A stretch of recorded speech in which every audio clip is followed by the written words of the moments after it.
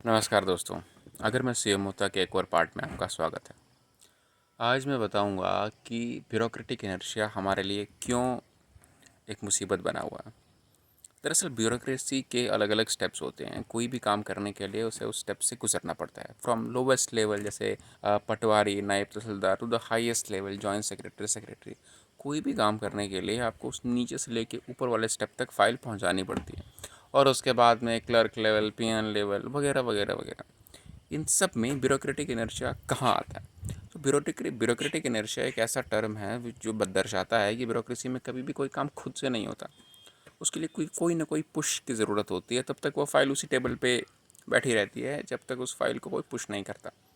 Bureaucratic inertia को ख़त्म करने के लिए हम किसी important cheese, for example school के लिए कोई टेंडर है, फॉर एग्जांपल रोड के लिए, प्रधानमंत्री ग्राम सड़क योजना के लिए कोई टेंडर है, उसके लिए डायरेक्ट किसी भी चीज़ को हम ब्यूरोक्रेटिक पाथवे से ना जाते हुए एक डायरेक्ट चीज़ से हम ले सकते हैं। फॉर एग्जांपल अगर किसी स्कूल में कोई सुविधा प्रोवाइड करनी है, हम तो पब्लिक प्राइवेट पार्टनरशिप को एंगेज कर सकते हैं, एनजीओज को एंगेज कर सकते हैं, जिनको जैसे उस एरिया में काम करने वाली कंपनीज, उनको सीएसआर फंड दें, we can do it from that pathway also there has to be a department that makes the connection between the different heads of the bureaucracy. For example अगर मुझे कहीं से रोड लेनी है तो मुझे 4-5 टाइप के क्लियरेंसेस चाहिए होती है, जिनमें सबसे बड़ी क्लियरेंस होती है फॉरेस्ट डिपार्टमेंट की।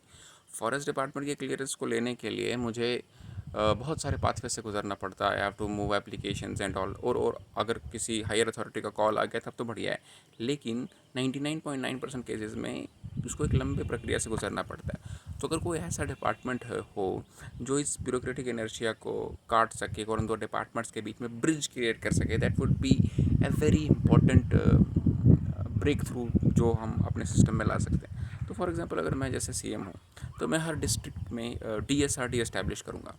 डीएसआरडी का मतलब होता है department of social research and development. इसका काम है सर्वे करना एंड अलग अलग चीज़ों को बुलाना। फॉर एग्जांपल अगर मुझे सर्वे में ये पता चलता है कि मुझे एक फॉर एग्जांपल एक्स गांव में एक नए स्कूल की आवश्यकता है, तो I can manage all the ends to meet. मैं एजुकेशन डिपार्टमेंट को, फॉरेस्ट डिपार्टमेंट को, म्यूनसिपैलिटी को, डेवलपमेंट अथॉरिटी को, डिस्ट्रिक्ट एडमिनिस्ट्रेशन को एक ही जगह ला के एक सिंपल सा 1 मिनट्स ऑफ मीटिंग में एक एमओयू क्रिएट करके I can make this happen. Otherwise मुझे टेंडरिंग अलग से करनी पड़ेगी, सर्वेइंग अलग से करनी पड़ेगी, एजुकेशन क्लियरेंस अलग से चाहिए, फॉरेस्ट क्लियरेंस अलग से चाहिए, म्यूनसिपल क्लियरेंस अलग से चाहिए।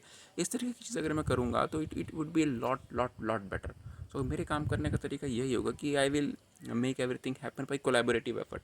कोलैबोरेटिव एफर्ट के लिए मुझे एक डिपार्टमेंट का क्रिएशन बहुत ज़रूरी है। अब देखते हैं मैं आगे क्या करता हूँ दोस्तों। मुझे खुद नहीं पता मैं आगे किस किस चैलेंज से गुजरूंगा। Let's see. Thank you.